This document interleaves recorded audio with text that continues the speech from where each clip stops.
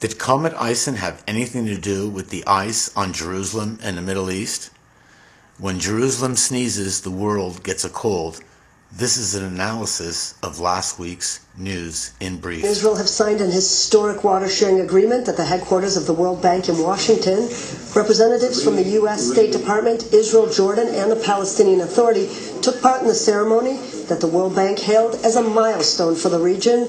The Memorandum of Understanding signed by the parties outlines 3 regional water-sharing agreements. One involves the building of a desalination plant in the Jordanian port of Aqaba that will produce some 80 million cubic meters per year of water to be shared by Israel and Jordan. In return, Israel will release water from the Sea of Galilee for use in northern Jordan. The Palestinians will receive about 30 million cubic meters of fresh water for use in the West Bank. The project involves a 180-kilometer-long pipeline that will carry water from the desalination plant to the Dead Sea, which has been shrinking by about a meter per year.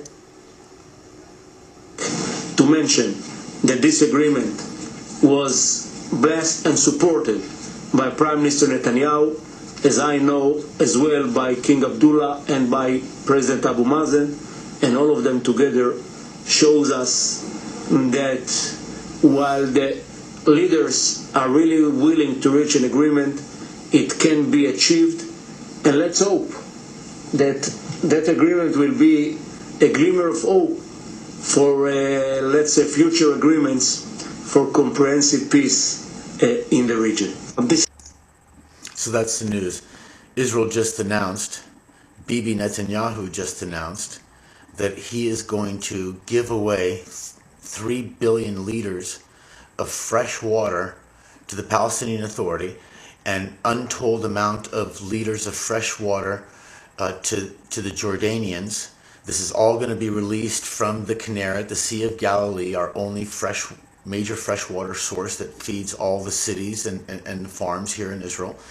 And in return, we're going to get bitter water from the ocean in order to feed it into the Dead Sea.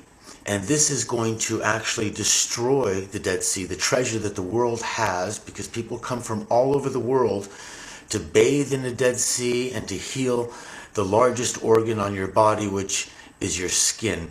And so what is happening here is a crime against the people of Israel. It's a crime against the Dead Sea.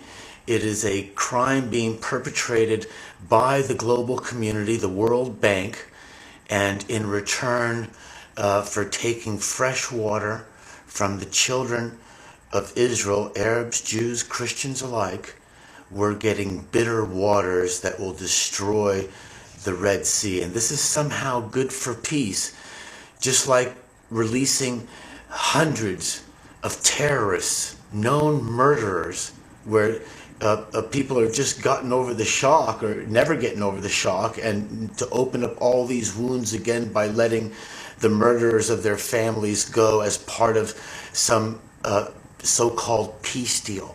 That's another crime against all the people of Israel.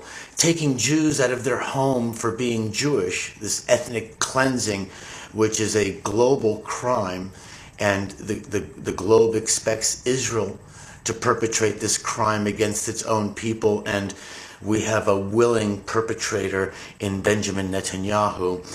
Dragging out some 250 Jewish settlers barricaded inside.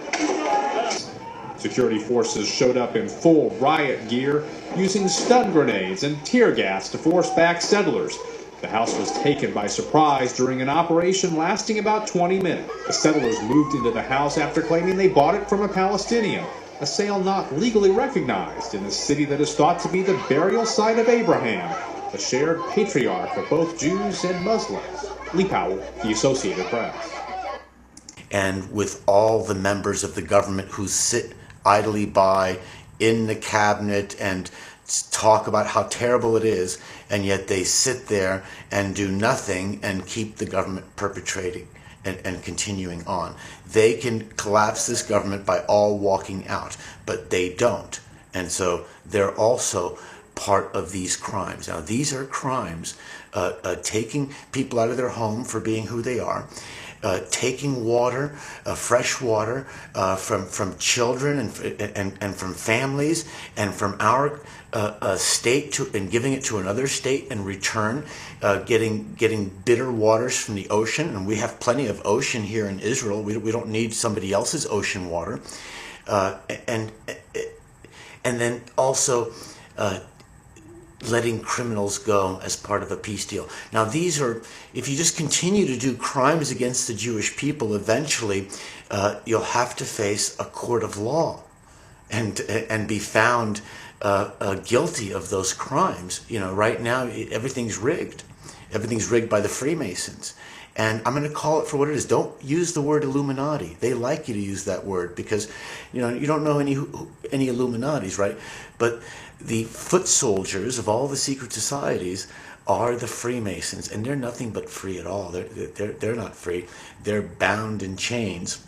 And the people most afraid of Freemasons are other Freemasons. Yeah, you know who you are. In any case, spread the word. You know, the word in Arabic for somebody who commits all these things, it's called haram. And if you keep doing it, you're a harami. It's not a historic agreement. It's a historic mistake. It's a historic mistake. It's a historic mistake.